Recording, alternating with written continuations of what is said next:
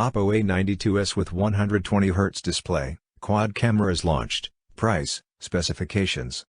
Oppo A92s has quietly launched in China as the latest smartphone offering from the company. The phone has unique quad camera module at the back and has a dual-hole punch display up front. There is a side-mounted fingerprint sensor, and the phone supports 5G networks. It is up for pre-orders in China, and will go on sale on April 29. Its quad rear camera setup sits inside a square-shaped camera module with a secondary pill-shaped outline inside for better aesthetic. This new phone launch comes just days after the launch of the Oppo Ace 2. Oppo A92s price, availability. The Oppo A92s is priced in China at 2,199 Chinese yuans, roughly 23,700 rupees, for the 6GB RAM plus 128GB storage option and 2,499 Chinese yuans, roughly 27,000 rupees, for the 8GB RAM plus 128GB storage model.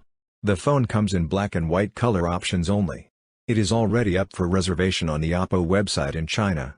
It is set to go on sale on April 29. Oppo A92s specifications. The specifications of the Oppo A92s are not listed completely. It features a 120Hz display refresh rate and packs up to 8GB RAM and up to 128GB storage.